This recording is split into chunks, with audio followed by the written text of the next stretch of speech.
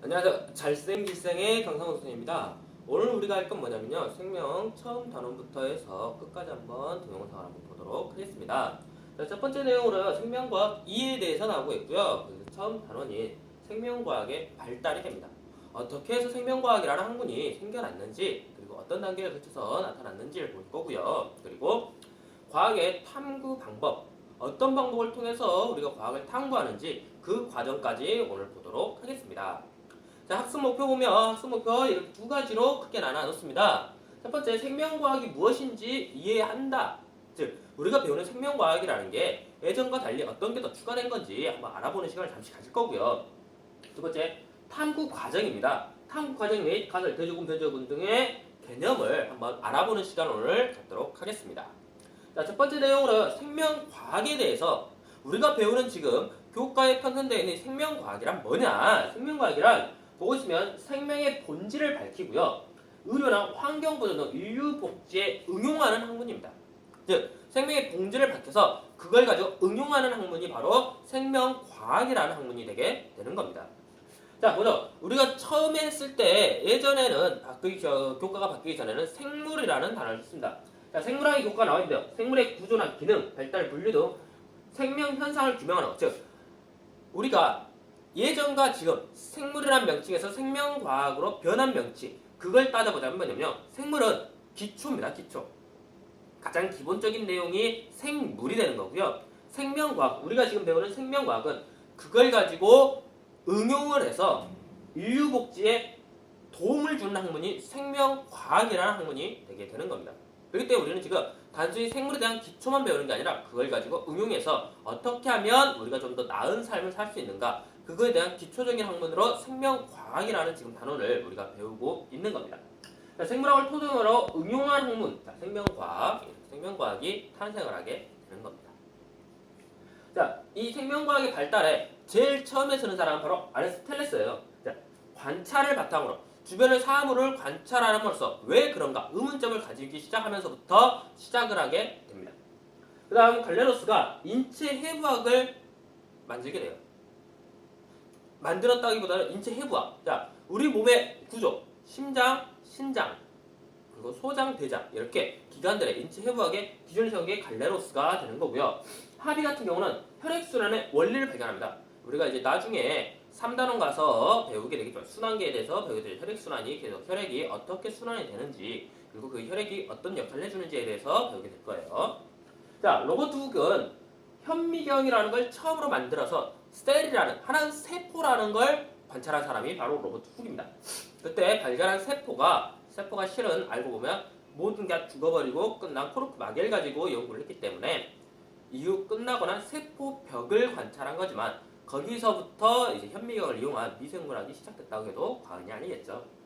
자, 다윈 같은 경우는 쥐나설을 만들어냈어요. 자연선택설, 우리가 많이 들었을 거예요. 자연선택설을 만들어냈고요. 그에 따라서 또 창조론과의 대비되는 효과도 좀 발생을 하고 있죠.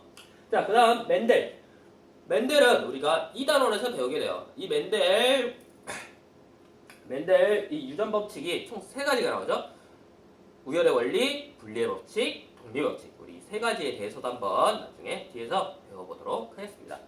자, 그리고 나서 파스테르가 세균이 질병을 일으킨다는 사실을 알아냅니다.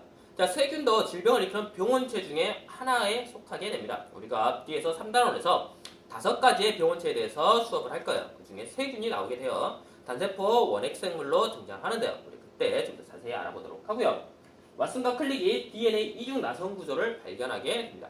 자, DNA 같은 경우는 RNA와 달리 이중 나선 구조예요. 이중 두 개의 선이 서로 꼬여 있는 형태로 올라가는 나선 구조 형태가 됩니다.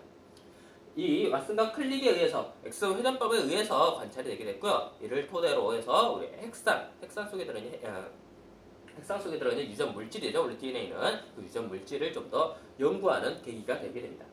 그리고 나서 린넌버그는 이 유전 암호를 해독해요.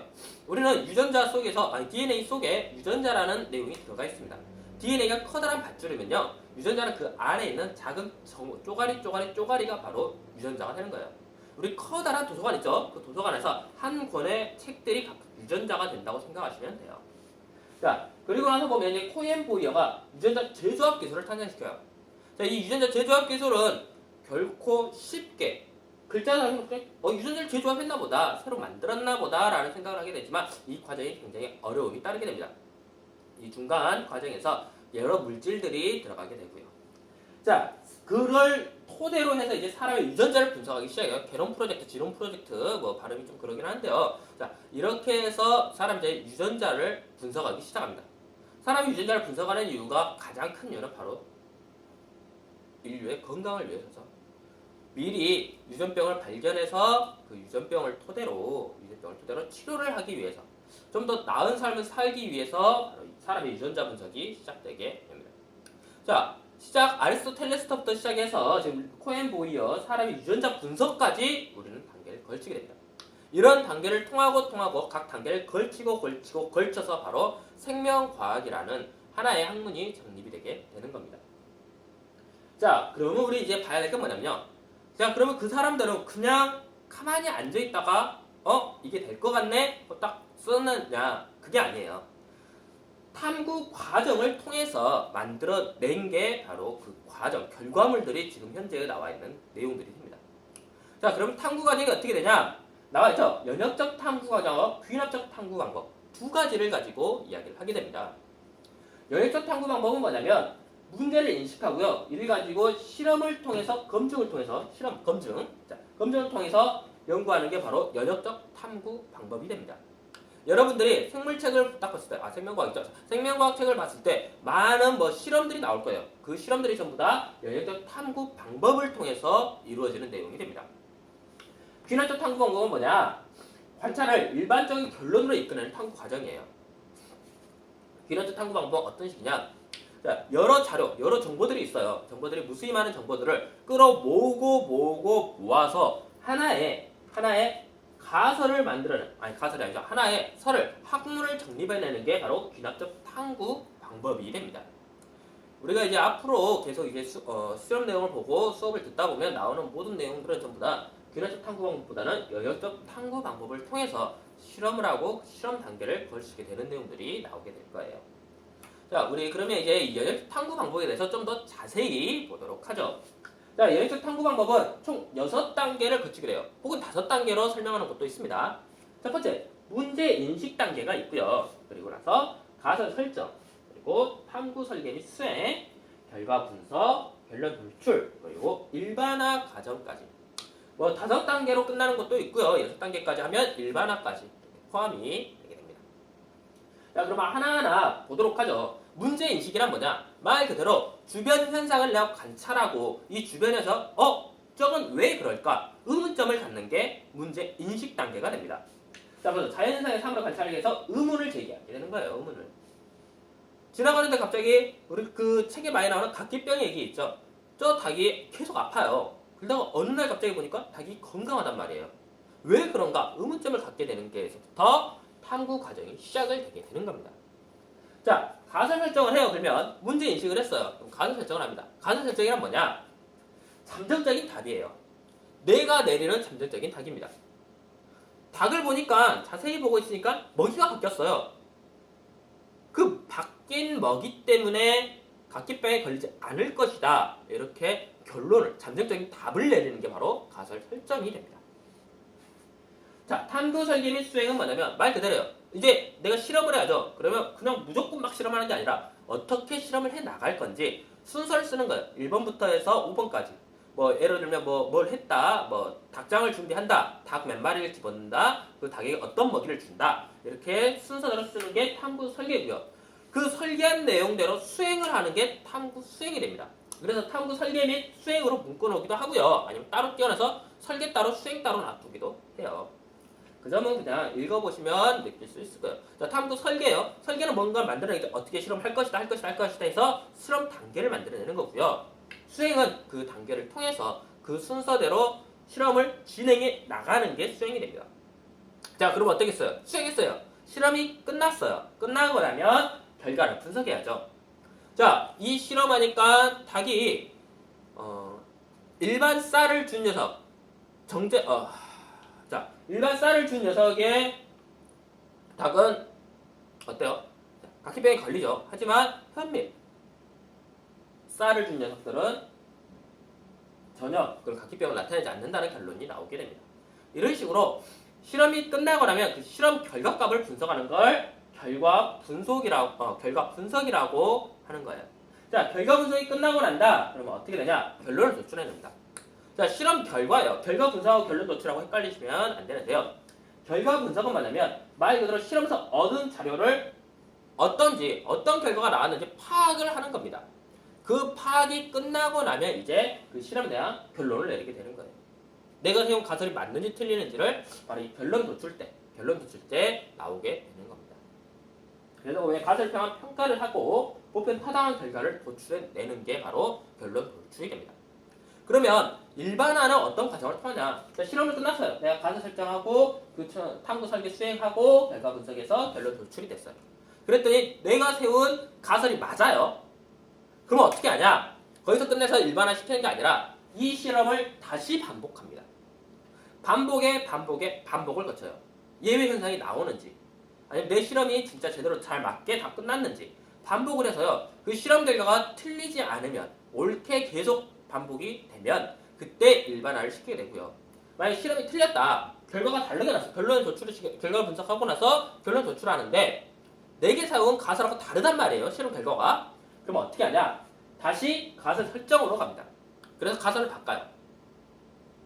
그리고 나서 다시 단계를 거쳐서 다시 결론 도출에 이르게 되는 게 영역적 탐구 과정, 영역적 탐구 방법이 됩니다.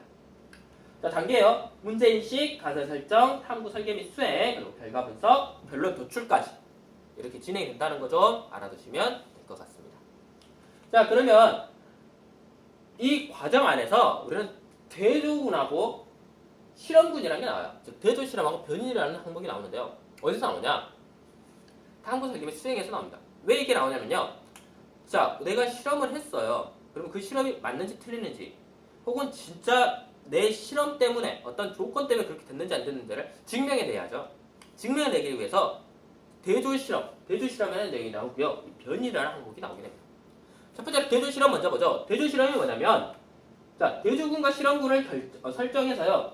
대조 실험을 함으로써 타당성을 인정받는 걸 대조 실험이라고 합니다. 비교를 해야죠. 나 혼자만 수치 내놓은 거가 있어요. 그 수치가 맞는지 틀린지 내 수치가 옳다라는 걸 증명해내는 게 바로 대조 실험이 됩니다. 자, 실험군하고 대조군이라는 명칭이 나와요. 자, 대조군은 우선 뭐냐? 실험 조건을 변화시키지 않은 집단을 대조군이라고 합니다. 당연히 각기병 아까 말했죠. 거기서 원래 먹던 백미를 준 녀석, 백미를 준 집단이 바로 이 대조군이 되는 거예요. 먹이를 변화하지 않는 거예요. 원래 주던 먹이를 그대로 주는 게 대조군이 되는 거고요. 실험군은 뭐냐면요. 인위적으로 바꿔주는 거예요. 조건을. 내가 실험에 맞는 내용을 얻어내기 위해서 조건을 바꿔주는 걸 실험군이라고 합니다. 자, 영역적 탐구 과정에서는요. 언제나 이 대조군하고 실험군은 꼭 들어가야만 합니다. 과학은 주관적인 내용이 아니에요. 객관적인 내용이에요. 그러다 보니까 언제나 대조군과 실험군, 이 실험 내용이 꼭 들어가줘야 된다는 거. 자, 이렇게 대조군은 조건을 변화하지 않은 원래 그대로 사용하는 게 대조군이고요. 실험군은 조건을 변화시키는 거, 혹은 변화나 제거시켜주는 게 바로 실험군이 된다는 거. 이제 알아두시고요. 변인에 대해서 보죠. 자, 변인은 크게 독립변인과 종속변인으로 나눠져요. 독립변인은 뭐냐면요. 자, 실험 결과에 영향을 줄 수 있는 요인을 독립변인이라고 해요. 내가 실험하는데 다른 여러 여부들이 실험에 영향을 줄 수 있겠죠. 그걸 독립변인이라고 합니다. 첫 번째로 조작변이라는 거예요. 조작변이는 뭐예요? 조작이에요. 조작. 내가 임의대로 변화시키는 변인. 내가 임의대로 변화시키는 조건이 바로 조작변인이 됩니다. 죄송해요. 자, 가설 검증을 위해서 실험에서 의도적이고 체계적으로 변화시키는 변인이에요. 각기병 실험에서는 먹이를 변화시키죠. 그 변화시킨 먹이가 바로 조작 변인이 되게 되는 겁니다. 통제 변인은 뭐냐? 자, 조작 변인. 내가 변화시켰어요. 먹이를 바꿨죠. 그럼 그 기타적인 환경이 변화되면 되는 안 돼요. 먹이가 영향을 미치는지 안 미치는지 알기 위해서는 나머지 조건은 동일해야 되죠. 그 동일한 내용이 바로 이 통제 변인이 됩니다.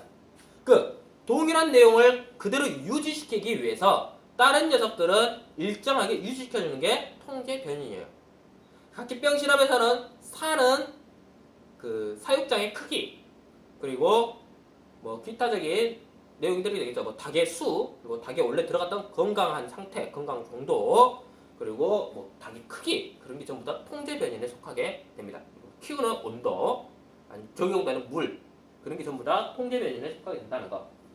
자, 그럼 종속 변인은 뭐냐? 조작 변인에 의해서 달라지는 내용이에요. 결과예요, 결과.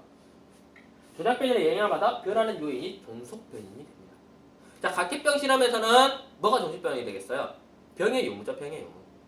각기병 실험에서는요, 병의 유무가 바로 종속 변인이 되게 됩니다.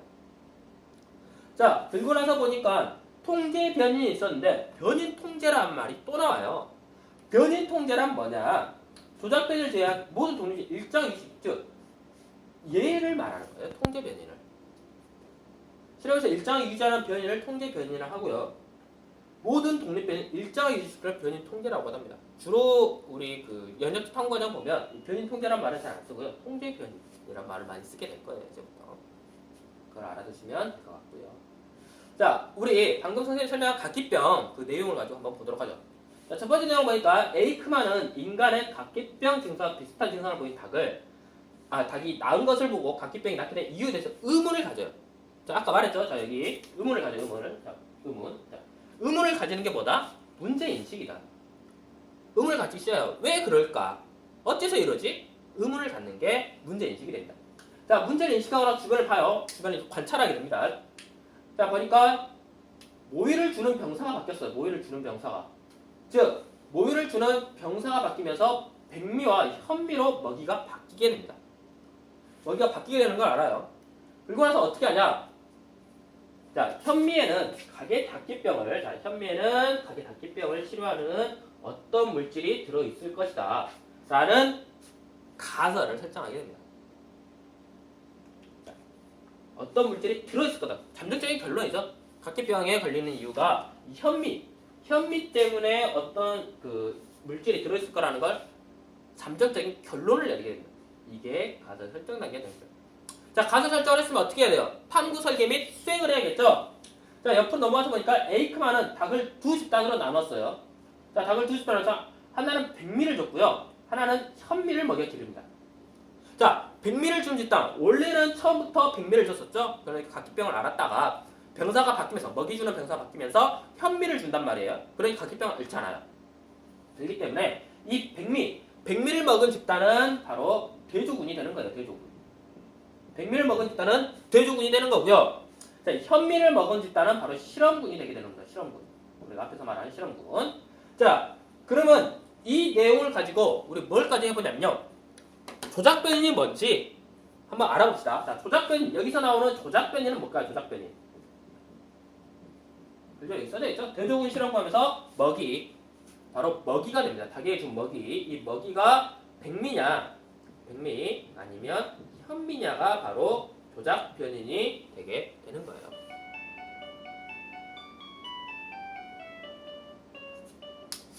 좀 좋네요. 쉬었다 할까요? 자, 얼마 안 남았으니까 가서 하죠. 자, 조작 변인은 먹이, 백미와 현미로 나눠지게 된다는 거. 자, 그럼 여기서 통제 변인은 뭐가 되냐? 통제 변인. 통제 변인은 어떤 게 되냐면요. 첫 번째, 사육장 크기. 자, 사육장 크기는 일정해야겠죠. 그리고 닭의 수, 실험하는 닭의 수, 뭐 그 기타 외적으로 먹이 주는 시간 등등의 모든 내용이 다 먹이 뺀 나머지는 전부 다 통제 변인이 되는 겁니다. 전부 다 일정하게 해줘야 돼요. 돼지군이건 실험군이건 일정하게 해주는 게 바로 통제 변인이 된다는 거. 자, 이 과정 탐구 설계 및 수행이었고요. 이 과정에서 조작 변인과 통제 변인이 전부 다 존재하게 된다는 거 알아두시면 되고요.